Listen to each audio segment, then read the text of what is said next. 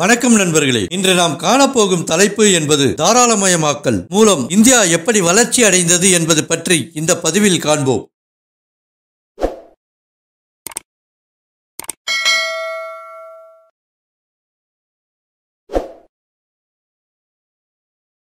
India சுதந்திரம் அடைந்த பொழுது ஏழை நாடு. நமது பொருளாதாரம் என்பது விவசாயத்தை நம்பியே இருந்தது. இங்கு தனிநபர் ஒருவர் தொழில் தொடங்க வேண்டுமென்றால் அரசிடம் லைசன்ஸ் மற்றும் பல அனுமதிகளை பெற வேண்டும். இதன் காரணமாக ஒருவர் தொழில் தொடங்குவது என்பது அவ்வளவு எளிதல்ல. அனைத்து தொழில்களும் அரசாங்கமே நடத்தி கொண்டிருந்தது. ஒரு தொழில் லாபம் வருகிறதோ இல்லையோ, அங்கு வேலை செய்யும் அரசு ஊழியர்களுக்கு சம்பளம் கொடுக்க வேண்டும். அரசு அனைத்து தொழில்களிலும் ஈடுபடுவதால் அதன் உற்பத்தி குறைவாகவே இருந்தது. இதன் காரணமாக எந்த ஒரு சேவையோ பொருளோ குறைவாகவே கிடைத்தது. உங்களுக்கு ஒரு டெலிபோன் லைன் வேண்டுமென்றால் பல வருடங்களோ அல்லது பல மாதங்களோ காத்திருக்க வேண்டும். அதுபோல கேஸ் கனெக்ஷன் வாங்க வேண்டுமென்றாலும் இதுபோல் காத்திருக்க வேண்டும். இதன் காரணமாக மக்களின் வரி பணம் என்பது செலவினங்களுக்கு பயன்பட்டது. வளர்ச்சி என்பது குறைவாகவே இருந்தது. இந்திய அரசு உள்நாட்டில் உற்பத்தி செய்வதற்கு தேவையான மூலப்பொருட்கள், கச்சா எண்ணெய் இறக்குமதி, அரசு ஊழியர்களின் சம்பளம் போன்ற அத்தியாவசிய செலவுகளை இந்திய அரசே செய்து கொண்டிருந்தது. அதற்கு தேவையான நிதி என்பது குறைவாகவே இருந்தது. இதன் காரணமாக இந்தியா உலக வங்கியிடம் கடன் பெற்று அரசை நடத்தி கொண்டிருந்தது. இந்தியா சுதந்திரம் பெற்றதிலிருந்து 1991 ஆண்டு வரை இந்திய பொருளாதாரம் என்பது சுயசார்பாக மட்டுமே இருந்தது.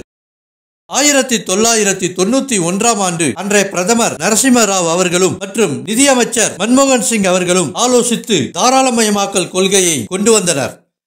இதன் காரணமாக உலகின் உள்ள எந்த நாட்டினரும் இந்தியாவிற்குள் தொழில் தொடங்கலாம். அரசின் அனுமதி பெறுவது என்பது மிகவும் எளிதாகப்பட்டது. எனவே இந்தியாவிற்குள் உள்ளவர்களும் வெளிநாட்டில் உள்ளவர்களும் தொழில் தொடங்க முடியும்.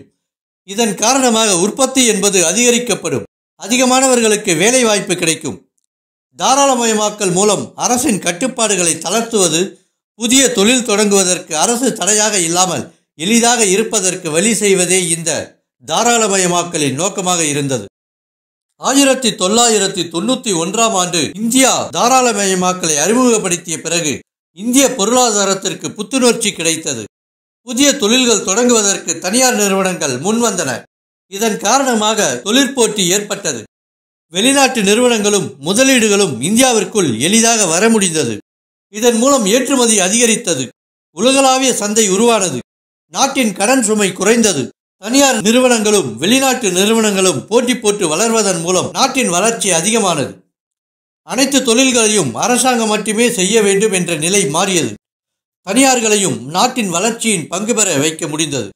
தாராளமயமாக்கலின் மூலம் பொருட்கள் அதிகமாக உற்பத்தி செய்ய முடிந்தது. மக்களுக்கு தேவையான பொருட்கள் அதிகமாகவும் விலை குறைவாகவும் தரம் மிக்கதாகவும் கிடைத்தது. இவை அனைத்தும் தொழிற்போட்டி மூலம் மக்களுக்கு கிடைத்தது.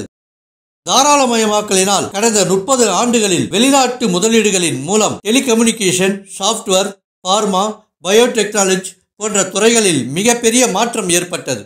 இதன் காரணமாக இந்தியாவின் பொருளாதாரம் வளர்ந்துள்ளது. தனிமனித வருமானமும் உயர்ந்துள்ளது. தாராளமயமாக்கலினால் வளர்ச்சி ஏற்பட்டாலும் சில குறைபாடுகளும் இருக்கத்தான் செய்கிறது. தனிமனித வருமானம் என்பது ஏற்றத்தாழ்வுகளுடன் இருக்கிறது. ஐடி துறையில் வேலை செய்பவர்களின் சம்பளமும் வேறு துறைகளில் வேலை செய்பவர்களின் சம்பளமும் ஏற்றத்தாழ்வுடன் இருக்கிறது. பணக்காரர்கள் மேலும் பணக்காரர்களாக இருக்கிறார்கள். ஏழைகள் மேலும் ஏழைகளாக ஆகிக் கொண்டிருக்கிறார்கள். சில துறைகளில் அதிக வேலை வாய்ப்பு, சில துறைகளில் வேலை வாய்ப்பு இல்லாத சூழல் ஏற்பட்டுள்ளது. நகரத்தில் இருப்பவர்களின் வாழ்க்கை தரம் உயர்ந்து கொண்டிருக்கிறது. கிராமத்தில் விவசாயம் என்பது குறைந்து கொண்டிருக்கிறது. கிராமத்தில் இருப்பவர்களின் வருமானமும் குறைந்து கொண்டிருக்கிறது.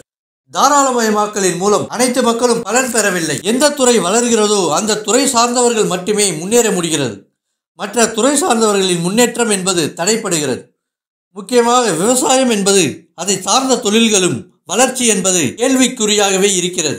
இந்திய பொருளாதாரம் என்பது தாராளமயமாக்கலினால் மட்டும் பின்னடைவு அல்ல. 2016 ஆண்டு கருப்பு பண ஒழிப்பிற்காக கொண்டு வரப்பட்ட டிமானிட்டைசேஷன், ஜிஎஸ்டி, வங்கித்துறையில் வாராக்கடன், உலக பொருளாதார காரணங்கள், இதன் காரணமாக பொருளாதார மந்தநிலைதான் காணப்படுகிறது. இந்தியா சுதந்திரம் பெறும் பொழுது ஏழை நாடாக இருந்தது. தற்பொழுது வளர்ந்த நாடாக இருக்கிறது. நாட்டின் வளர்ச்சி என்பது அனைத்து துறைகளிலும் சமமாக வளர்ந்தால்தான் அனைத்து மக்களும் நாட்டின் வளர்ச்சியில் பங்கு பெற முடியும்.